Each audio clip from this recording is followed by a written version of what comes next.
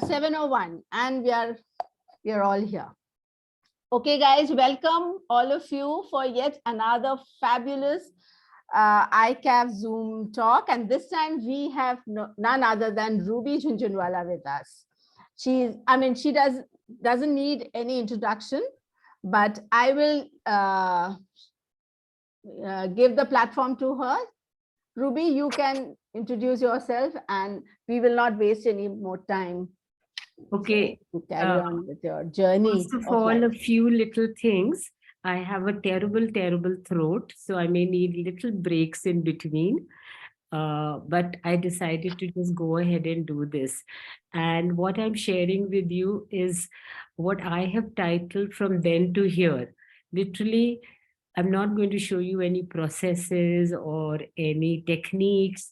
I'm just going to carry you through my journey of being a woman plus the potter and the person that you know me now. And questions are always welcome. I'll help you out wherever you need, but let me run through this whole thing because it gives me also a new perspective at looking at myself where I am today. So I've requested Apeksha. She's a young person who's worked with me a young friend who's worked with me for over a year and literally been my right hand. So here we go. Is everybody set? Yeah. Okay. First, even before I share my journey, I want to thank the team members of, you call it ICAF? Yes. Yeah, for inviting me to share my journey. And thank you all of you for taking time out to be here and share this process and a little bit about my life with you. So for me, it's very important that I share the very beginning of how I started and what my roles have been. I've been a young daughter, a wife, daughter-in-law, like a lot of you, mother, mother-in-law. And now, right now, I'm playing a wonderful role of being a grandmother. And also last 10 years, feeling totally free as a woman to live life on my own terms. Can we go ahead? Apeksha, just move on. I was born, can you all see everything or is there a little band on top of the screen? There is a band. Apeksha, can we get rid of that band? Let me just try if I can hide it. But I will continue to say that I was born in a tiny little village in Rajasthan called Dholpur, and my father had a glass factory. So I spent my entire childhood literally playing inside the factory because we lived inside the factory with glass blowers. I don't remember my mother ever not yelling and screaming at me because I'd come with burnt hands, legs, or something or the other. So somewhere maybe I had no idea of ceramics. I don't think I knew that ceramic art was an option, but I'm taking you back there because obviously when things are meant to be, it's something in your life that brings you there. So that's my family, my parents, and we were 5 siblings. And my mother was a very young, a very determined lady that my daughters must get educated because we were the elder 3 were daughters, which was hugely disappointing. And I was born in 1951. So that was extremely disappointing. I was a second child, so that's okay. But when my younger sister arrived, it was huge disappointment. But she was determined, no, my girls are going to study. Dholpur was a tiny village with no schools at all. So here we went off to my school, Apeksha. Go faster. Okay, I was really opportune. I had the most wonderful opportunity to study in this fabulous school, which maybe most of you all have heard of, Maharani Gayatri Devi. Do you want me to share? And I was always a science student. I had nothing to do with arts. And I was actually planning, hold up, Apeksha, now you're going too fast. I was actually planning to be a scientist. My dream was to either be a physicist, or a mathematician. And a dream that I have to do it in Oxford, and look where I am now. So we all have to just let life take us where it takes us. Uh, just to bring you back to what, as an extracurricular activity in school, I was allowed to take extra art classes because I always wanted to work with my hands. And that was something I did right from childhood. My mother was constantly knitting, cooking. So in fact, we used to, in those days, you didn't get ready-made sweaters. So for school, Jaipur was very, very cold. I remember knitting our twin sets. This was, I was allowed to take art classes as an extracurricular activity. And so this was a large shawl chunni that I made. It's made out of batik. And if you look at it closely, there's this little running stitch all around that leafy pattern. And I am amazed how come I had that much patience at that time. I made the tassels myself. I tied up the edges of the shawl myself. So obviously doing handwork and having creativity was there in me, even though I wanted to be a scientist.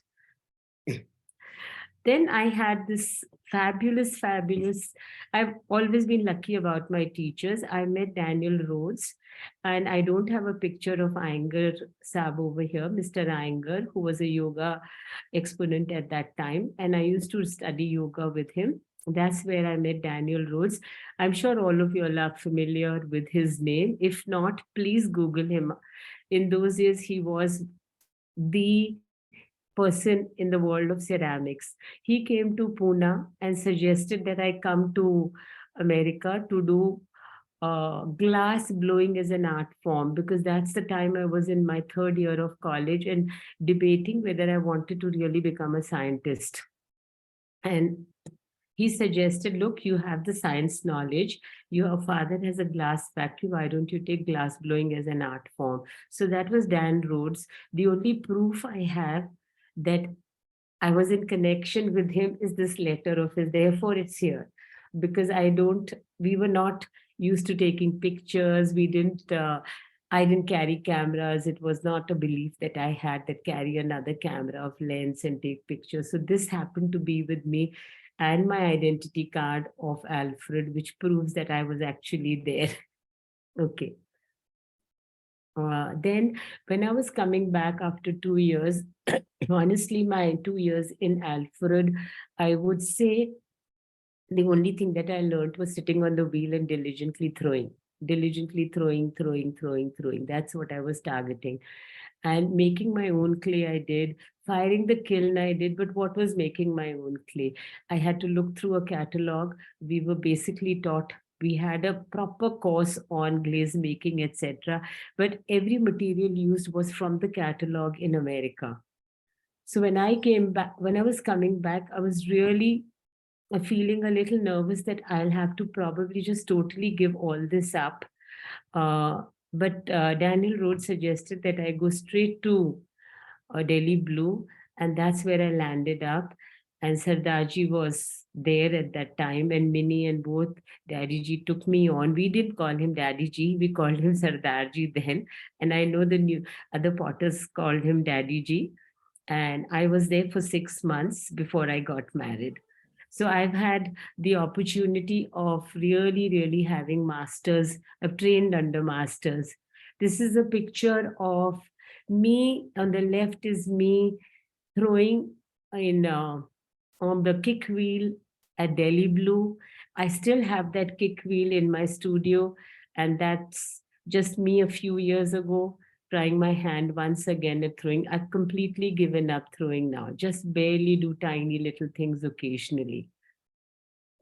Of course, then came along marriage. With marriage, lots of changes happened. I married into a Marwari family, shifted to Calcutta.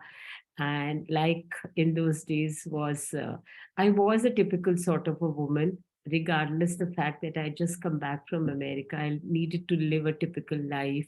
I was in a joint family. I couldn't step out of my room without a sari and a ghungat. So there was very little question of doing anything in terms of ceramics. Next one. Then, of course, motherhood took place, and I had this long 10-year coffee break where I did try. There was a very well known studio pottery, Jana's Pottery. I don't know how many of you all have heard of Jana's. And every now and then I would just drive out to Mr. Jana's Pottery and just hang out for half a day and just feel this frustration within me that, oh gosh, why can't I do this? But it was not practical in a family system, and I made my choice at that point. I had a few artist friends who would say, go ahead, just do what you want, but somewhere deep inside I wanted to be in that role model of being a great mother. You know, you sort of playing around with yourself. And I'm now talking of 70s. So 70s was still a time where we were not so overexposed. Yeah. So my son, my daughter, and when in 81 we shifted to Pune. Okay, we will go back. Next one. Uh, then I got out of the joint family system. And then the urge, I have to do something, I have to do something in clay started. And this is my backyard. This is a young lad, Jayant. He was an artist and he also wanted to start exploring with clay a little bit. So we just bought some no, my father had a glass factory and he had a lot of rejected refractory bricks. So we got a tempo load and just with ordinary backyard matti, I built this kiln and we made some odd pieces and started firing. I even managed to have a show at that point in my garden. There was no glaze, no nothing. But it was fun. I mean, I really felt I was on top of the world because somehow I'd managed to fire. So that was my first kiln. Okay. Now I'm showing you my second kiln now. This is the kiln I still have in my studio. And this, in 84, me and my husband managed to get an opportunity to travel to New York City, to America, not New York itself. And both my sister-in-laws were already living there. And I told my husband, the only thing I want from abroad is a small kiln.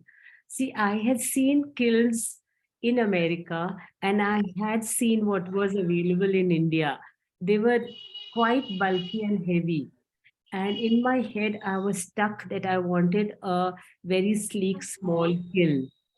So in those days, once again, one of you can stop me if you feel I'm talking a bit too much in details about this, but I do feel that these are important factors to know how a journey of a potter then was and to what it is now. So we were allowed to bring 2 large suitcases and a TV set. TVs were not manufactured in India. So the government of India allowed us to bring a TV set. So what we did is we found a young father and son team outside of Houston. We took a 3-day lesson from him, me and my husband, because my husband's an engineer. He dismantled a kiln because that was not an Amco kiln or a Duncan kiln. It was much cheaper, and that's what we could afford. And this guy was so, I don't even remember his name anymore. He was so fascinated that all across the world, over the 7 seas, here's a girl who wants to take a kiln back in her TV carton. So he dismantled this whole thing. We brought all the bricks. We didn't bring the steel work. The steel work, my husband put this together. And the kiln is still with me. If any of you all have visited my studio, you'll see I use it almost once a week for my testing. Then, of course, from that point, when I got that kiln, I started struggling because nothing was available just off the rack at that time. The only company that provided you with something was Stark and Company.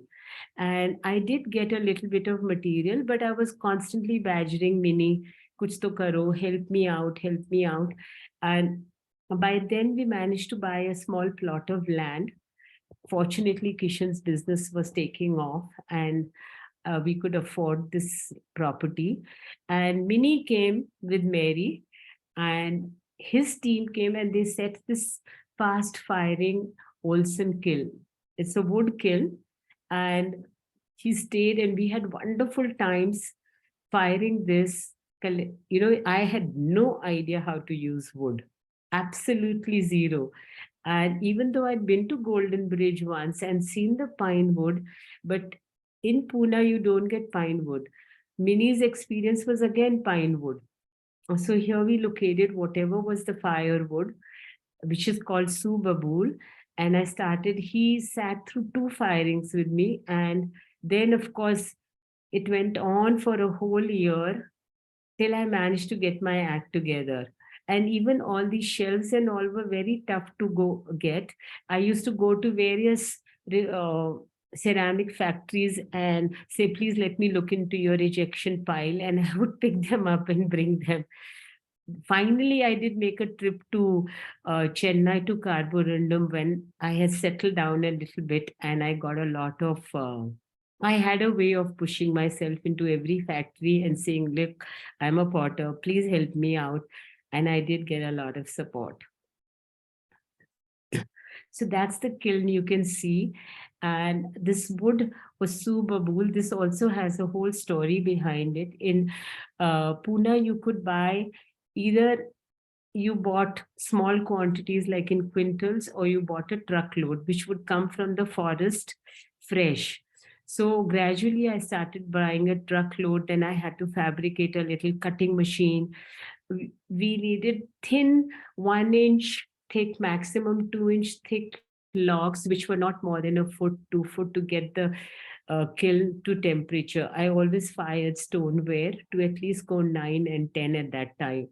So I would cut that's me stoking. Had to learn all of this with a lot of struggle. It took me almost a year before I got anything decent out. But having said that, now I think back and think it wasn't decent, but everything that came out was actually really exotic. Because in today's times, you would call it exotic. And then came along another gentleman. Yeah, that's me again. You can see why I put this picture is I would actually stack 3 truckloads of wood so that it would dry and I could use it as and when I wanted. Because then, I mean, I was completely committed and firing and doing things. And at that time, I started getting a lot of opportunities to exhibit all over the country. Max Muller Bhavan sponsored me, and I exhibited through Max Muller Bhavan in Calcutta, in Bombay, in Delhi. And in Delhi, I met Christine. She'd come to my show. She was in NID at that time. And that was very interesting to find other people also doing ceramics, because I had really sort of shut myself off from the world. It was just me, my family, my kids, and my ceramics. And somehow it moved on. Okay. Then after doing all these exhibitions, that's a horrendous picture, but I only have one picture. A lot of Bombay Walas would come to Pune and they would want to again connect with me, because when you're going out of town, you want to buy something new. And then they'd say, look, we want to come and see your stuff and buy something from you. And everything of mine was lying in a garage, all packed up in a carton. At this point, I also started feeling Pune didn't have an outlet at all of any, any handicrafts or any arty stuff. And so I saved 50,000 rupees from my first exhibition at Bajaj Art Gallery in Bombay, which was a phenomenal amount. And everybody around me, how much sale did you have? I said, oh, 50,000 rupees. And my father-in-law said, bus. And oh my God, I had tears streaming down my eyes. I said, my God, 50,000 is a lot of money for a ceramic artist. So, and from that, every exhibition I saved, and I got myself a tiny little outlet, which I converted into a boutique outlet, a boutique shop, and it was called Suraj after my father, because I really felt very, very grateful that both my mother and father at that age and time let me free to go and follow my direction. Okay, then many years passed by, and the family also fell into line. We had lots of evenings of wonderful, um, stoking the wood. I mean, I have wood fired for more than 25 years. One kiln, then I had a second kiln. And by then, in the early 90s, my son presented me with this book, Stan Bitter's books. I don't know if any of you all have heard, but this book was a huge inspiration for me. Um, I always looked at a huge space and I would say, oh God, why can't I do a mural here? And when I saw this page, it couldn't be anything better than this. And I was constantly in those days, when I was at Delhi Blue, Daros used to come very often over there. So I had got to know Daros at Delhi Blue while I was working there. So when he used to come to Pune, he would always get in touch with me. And Daros had already made his mark and had become a very big potter. And one thing he told me once, I think that was again made me a very determined person. He said, Ruby, तू तो मारवाड़ी घर की बहू है, तू क्या करेगी pottery? रहीस घर की बहू वो भी, not knowing how much I was struggling. But on the other hand, each time he came and he saw me struggling with my wood-fired kiln and having problems, he would give me one little hint, one little guideline, and that would take me to another step of total uh, another way I could change my firings and all. This was the only way. We didn't have Googles. We didn't have any other way. And I didn't attend any more pottery classes. I didn't want to leave the family and go for residencies or go abroad. So this is how I learned. Go ahead. Then because, existence has a way of giving you what you want. I not only believed it then, I believe it now. And I've lived my life that way. I had this little shop, Suraj. I loved in the evenings after a long, messy day of being in clay in my studio, I'd go quietly and sit in my shop. And everybody coming from Bombay had to pass my shop, and I always loved doing up my shop window beautifully. So they were always attracted, and Blue Diamond Hotel was just there, and they would drop in. And just like that, Mrs. Leela Poonawala dropped in at my shop, and she looked around, and I didn't know who she was. She was the CEO of Alpha Laval, which I did not know. And she said, Ruby, I'd like you to do a mural for our new R&D center in Alpha Laval. And it was like a dream coming true, but I was very scared. So I told her, I've never done a mural. This must be about 40 feet by 20 feet maximum. And she said, don't worry, I know a woman can do it. Now imagine if you're told that you can't go back on it. So I took the whole project. Now, some of you may ask me for what did I get paid for it? I got paid 1 lakh of rupees. And she had a budget of 10 lakhs, which of course I didn't know. But I asked for 1 lakh because at that time I was so nervous. I thought 1 lakh was a huge amount also. And so this was done in collaboration. My collaboration journey started just then. It was done in collaboration with, go back, Apeksha, with these guys who were the fabricators of Alpha Laval. So she said, all I want is you to collaborate with them so they also feel a part of this wall and this structure and the R&D center. So my work has always involved the space, the people around me, and how they feel part of the artwork that's being put up. So this gentleman over there standing in the middle was the main fabricator, and the two circles that you see on the left hand side is beautiful steel mesh, which we burnt with a burning iron. This is what I'd seen in his in the workshop, and we sort of put it all together. I put the design, and it became like a mutual creation. Okay, we can go ahead. Then Mrs. Leela Poonawalla gave me my second opportunity, which probably was one of those a daydream of mine that came through. This wall, uh, this is 4,500 square feet that I clad in 6 months' time. And this entire wall was 9 feet from top to bottom. But what I made in my studio was a 3 to 4 feet strip. And then after I had done this in 6 months' time, in 3 months' time, she tells me I want the whole wall covered. And I had two fast firing Olsen kilns. How the hell could I do it? But again, when it has to be done, existence comes and helps you. I had a small studio, a small shed. Two workers came in. They said, we want work. I put them to working on the clay. Then there's the races happen in the monsoons in Pune. So they had sheds going free. They came and built up a temporary shed for me, and it just started happening. And you can see me there. While we were making work here, I managed to get a decent team with me.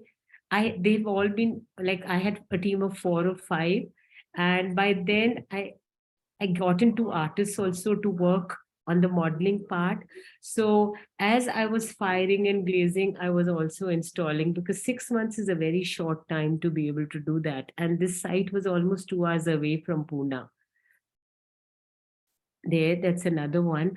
And here there was a little discovery I had to learn on the way, that when you're laying tiles, you generally lay them from the bottom to the top, because then they take the load of the tiles laid on top.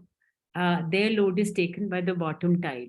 But I wanted to lay it from the center so that we didn't go off the design. There's always shrinkage and warping issue happening. So since we had to lay it right from the center, then you must trust the people who are working with you. These are guys who were masons, who were skilled. So they guided me. We put in little pegs, iron pegs, wooden pegs, to keep the distances and to hold the weight of the whole mural as we kept laying it out or putting it up on the wall. This is another mural that I've made. By then, Mahindra, the other industry, started getting interested. Mahindra resorts were opening their resorts all over the country. This was in Munnar. They have a coffee shop over there called the Tea Room. So I made a mural for that space. Again, I always insisted that I get a view of where I'm putting up the mural, because it can't be just my mural. It has to be a part of the environment. So they called me, they flew me down to Munnar, to their resort. And the only thing that I could see when I entered the cafe was these rolling hills and tea plantations. So that's what the mural was all about. And here you can see how large slabs are made on the floor. This was again made for a guest line hotel in Mumbai. This is still there. If any of the Mumbai people are there, maybe I'll have to one of these days go there and take a good photograph of this mural. This is a huge wall, 50 feet by 20 feet facing the sea. And the only requirement the client had, that we want something there that can take the salt water, the lashing wind, and the rain. And a ceramic mural was ideal. Again, I managed to finish this in record time. I always planned my murals keeping I think that little businesswoman was in me, the planning thing was in me, that how can I execute it in time and put it up practically so that I don't have a lot of complaints coming back and the client is happy. It was the most important thing for me to keep the client happy. Okay. Then, of course, came a huge difference in my life. The children had grown up, and my son Aditya, let's see Aditya, you will have all seen that. That's Aditya with his wife and two children. He studied at IIM Ahmedabad, and during his college days over here, every college, every design school, engineering school sends you out for 3 months to 6 months to intern with industry. And Aditya decided to intern with Pablo, me. He's a very creative Pablo. person. Okay, are you all hearing me? Yeah?